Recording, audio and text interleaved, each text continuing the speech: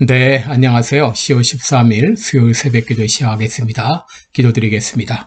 은혜로우신 우리 아버지 고맙고 감사합니다. 어젯밤에도 평안한 잠을 주시고 또 새날을 맞이했습니다. 코로나 바이러스로 온 세상이 참 굳어있는 그런 상황 가운데서 우리의 마음만은 하나님을 향하여 활짝 열려서 더 영안이 열리고 또 영적으로 깊어지는 귀한 기회가 되게 하여 주옵소서. 오늘 하루도 주님 앞에 온전히 의탁하옵고 예수님의 이름으로 기도드리옵나이다. 아멘. 네, 찬송가 295장입니다. 근죄에 빠진 나를 주에서 건지사. 295장입니다. 예전 찬송가는 417장입니다. 근죄에 빠진 나를 주 예수 건지사 그 넓은 품에 다시 품으신 은혜는 저 바다보다 깊고 저 하늘보다 높다. 그 사랑 영원토록 나 찬송하리라. 날로 더욱 귀하다. 날로 더욱 귀하다. 한이 없이 넓은 우리 주의 사랑 날로 더욱 귀하다. 옛날에 유대 땅에 주 예수 다닐 때 그 은혜 받으려고 큰 무리 모였네. 눈 먼 자 병든 자를 다 고쳐주셨으니 나 같은 죄인까지 그 은혜 받도다. 날로 더욱 귀하다. 날로 더욱 귀하다. 한이 없이 넓은 우리 주의 사랑 날로 더욱 귀하다. 주 크신 사랑으로 만 백성 위하여 그 십자가의 고난 다 받으셨으니 그 속죄 받은 성도 큰 소리 함께 높여 온 천지 울리도록 주 찬송하리라. 날로 더욱 귀하다. 날로 더욱 귀하다. 한이 없이 넓은 우리 주의 사랑 날로 더욱 귀하다. 아멘. 네, 오늘은 로마서 11장 25절로 36절까지 보겠습니다. 로마서 11장 25절부터 36절까지 이제 봉독해 드립니다.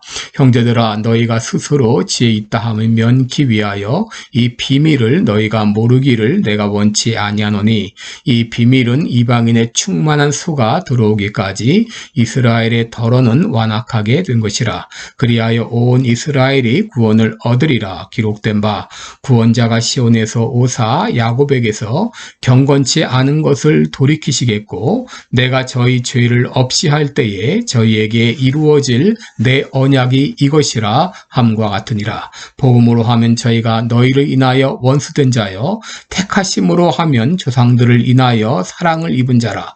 하나님의 은사와 부르심에는 후회하심이 없느니라. 너희가 전에 하나님께 순종치 아니하더니 이스라엘의 순종치 아니함으로 이제 긍휼을 입었느니라.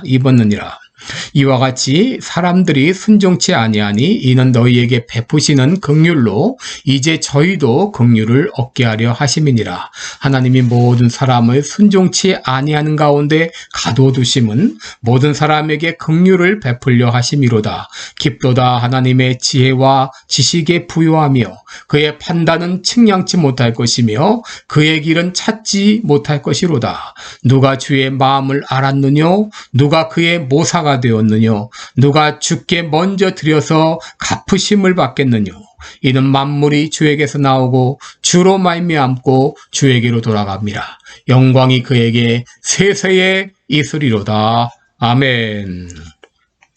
네, 오늘은 하나님의 지혜와 지식의 부요함, 이런 제목으로 함께 말씀을 나누겠습니다. 사도 바울은 로마서 11장 마지막 부분에서 유대인과 이방인의 구원에 관한 하나님의 원대한 이 구원 계획에 대해서 다시 말하고 있습니다. 그리고 그 구원의 계획을 비밀이라고 소개하고 있습니다. 25절에 보시면 이 비밀을 너희가 모르기를 원치 아니한다 라고 말하죠. 여기 비밀은 헬라어로 미스테리입니다. 여러분, 이 단어가 영어에서도 그대로 차용이 되어서 사용되고 있는데, 이 미스테리라고 하는 것은 이해하거나 설명하기 어려운 일들을 말하죠. 참으로 하나님의 구원 계획은 인간의 이성으로는 이해하기 어려운 일입니다. 누가 하나님의 구원 계획 가운데 유대인이 메시아 예수 그리스도를 거절할 것이 포함되었다고 생각할까요? 참으로 이해하기 어려운 일입니다. 여러분, 요셉이 형들의 시기로 애굽의 종으로 팔려갔을 때 누가 요셉이 애굽의 총리로 세우시려는 하나님의 계획을 생각했을까요? 사도 바울은 로마 교회에 바로 이 놀라운 하나님의 구원의 비밀을 너희에게 알려주겠다고 말합니다. 그 비밀이 무엇인가요? 바로 이방인의 충만한 수가 들어올 때까지 이스라엘의 덜어는 완악하게 되었다고 하는 것입니다. 여러분, 25절을 보시면은 형제들아 너희가 스스로 지혜 있다 함을 면키 위하여 이 비밀을 너희가 모르기를 내가 원치 아니하노니 이 비밀은 이방인의 충만한 수가 들어오기까지 이스라엘의 덜어는 완악하게 된 것이라 그랬습니다. 여러분, 이방인의 구원을 위해서 그 수가 차기까지 이스라엘은 계속해서 완악한 그런 상태에 머물게 될 것이라는 것이죠. 또 32절에서도 하나님이 모든 사람을 순종치 아니하는 가운데 가두어 두심은 모든 사람에게 긍휼을 베풀려 하심이라 라고 했습니다. 여러분, 여기 앞에 나오는 모든 사람은 바로 이스라엘 사람들을 말합니다. 그리고 나중에 나오는 모든 사람은 바로 이방인들을 말하죠. 이스라엘 사람들이 하나님을 거역하고 불순종함으로 말미암아 바로 이방인들에게 은혜가 미치게 되었다고 하는 것이죠. 그러면 여기서 이방인의 충만한 수는 어느 정도의 숫자를 말하는가? 여러분, 원어의 의미로 볼 때는 꽉 찬 숫자를 말합니다. 그러나 이것이 이방인 전체가 다 구원받는다라기보다는 하나님의 작정 가운데 있는 정해진 숫자로 해석하는 것이 타당할 것입니다. 그 하나님의 정해진 숫자가 차기까지 이스라엘의 덜어는 완악하여 메시아를 거절하는 것이 바로 하나님의 구원 계획 가운데 포함되어 있다고 하는 것입니다. 그런데 더 놀라운 비밀이 있습니다. 그것은 하나님의 정해진 이방인의 숫자가 차게 되었을 때에 이스라엘에게도 구원이 임하게 된다고 하는 것입니다.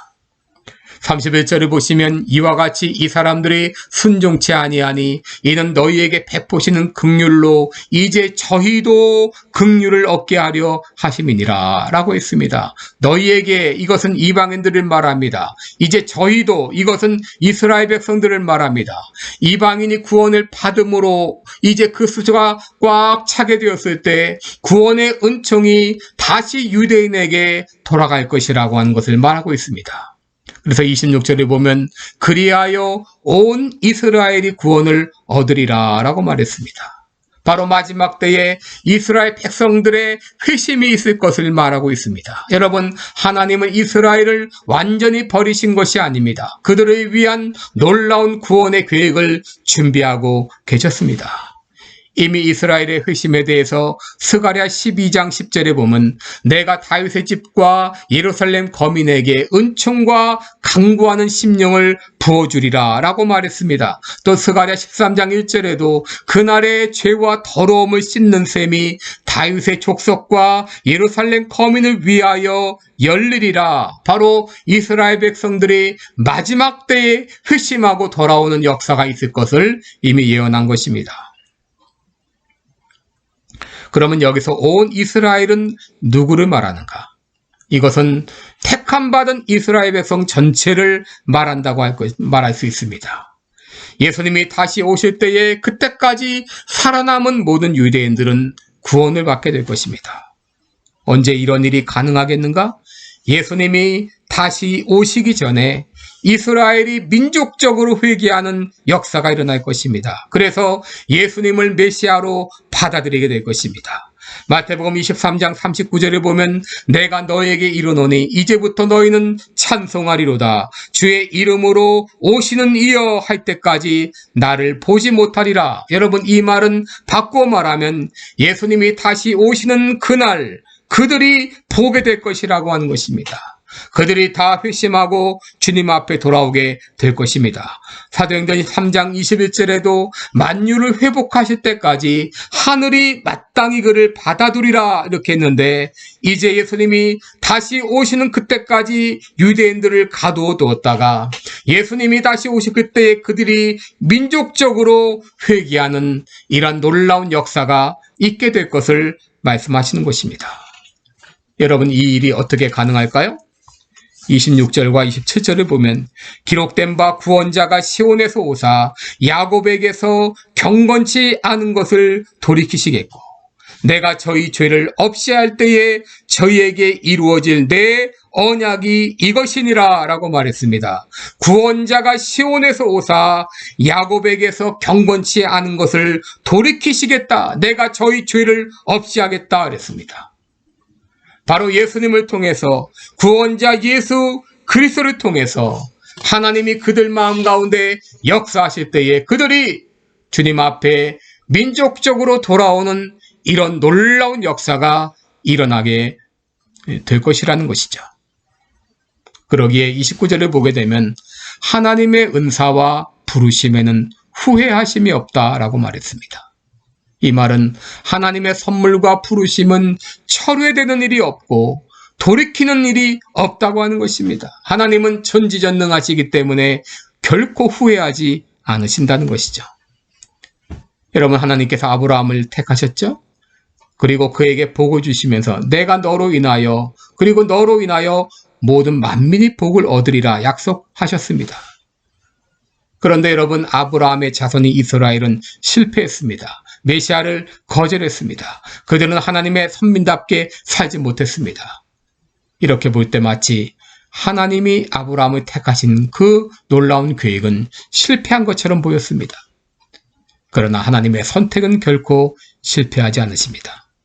하나님은 아브라함에게 약속하신 대로 아브라함의 혈통적인 후손인 예수 그리스도를 통해서 온 인류에게 구원이 임하고 복이 임하는 이런 놀라운 역사가 일어나게 되었어요. 하나님께서는 유대인의 불순종조차도 하나님의 원대한 구원 계획을 이루는 도구로 사용하신 것입니다. 이 놀라운 신비를 깨닫게 된 사도 바울은 하나님을 찬양합니다.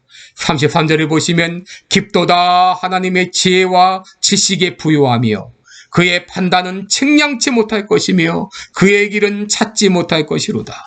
누가 주의 마음을 알았느냐? 누가 그의 모사가 되었느냐? 누가 주께 먼저 드려서 갚으심을 받겠느냐? 이는 만물이 주에게서 나오고 주로 말미암고 주에게로 돌아감이라. 영광이 그에게 세세에 있으리로다. 아멘. 여러분, 우리가 어찌 그 하나님의 깊은 지혜와 지식의 부요함을 깨달을 수 있겠습니까? 그의 판단은 측량치 못할 것입니다. 그의 길은 찾지 못할 것입니다. 이를 통해서 사도 바울은 하나님의 주권적인 섭리를 깨닫게 되었습니다. 우리는 이해하지 못해도 이 모든 일들이, 모든 사건들이 하나님의 주권적인 섭리 가운데 이루어지는 것을 그는 깨닫게 된 것입니다. 여러분, 우리 하나님은 주권자 하나님이십니다. 에베소서 1장 11절에 보면 하나님은 모든 일을 그 마음의 원대로 역사하신다고 했습니다. 우리는 그분의 부르심을 받아 하나님의 자녀가 되었어요. 하나님이 하신 일은 결코 후회가 없으십니다. 돌이키지 않으십니다. 심지어 인간의 실수와 잘못된 선택조차도 그것을 합력해서 선을 이루시는 하나님이십니다. 그러므로 그동안 우리가 잘못 걸어왔다 할지라도, 잘못 선택했다 할지라도 그것 때문에 여러분 후회하지 마시기 바랍니다. 그것 때문에 낙심하지 마시기 바랍니다. 주권자 하나님은 그것조차도 합력해서 하나님의 뜻을 이루는 도구로 사용하십니다. 나된 것, 내가 당한 모든 것 하나님의 뜻 가운데 있습니다. 이제 나의 남은 생에도 하나님께서 주권적인 섭리 가운데 내 인생, 내 삶을 인도해 주실 것을 믿습니다. 기도하겠습니다. 은혜로우신 우리 아버지, 모든 일들이 주권자 하나님의 계획 가운데, 섭리 가운데 이루어지는 것을 믿습니다. 이스라엘이 실패한 것 같아도 실패한 게 아니었습니다. 이스라엘의 실패로 이방인에게 구원이 임하게 하시고, 또 이방인의 충만한 숫자가 차게 되었을 때 다시 이스라엘을 구원하시는 하나님의 놀라운 구원 계획을 바라보며 우리는 하나님의 그 놀라운 섭리에 감탄할 수밖에 없습니다. 깊도다 하나님의 지혜와 지식에 부요하며 하나님의 그 부요하신 그 은혜, 주권자 하나님을 찬양합니다. 나의 나된 거 주의 은혜입니다. 나의 남은 모든 생에도 주께서 인도해 주실 것을 믿고 감사드리며 예수님의 이름으로 기도드리옵나이다. 아멘. 네, 오늘도 복된 하루 되시기를 바랍니다. 고맙습니다.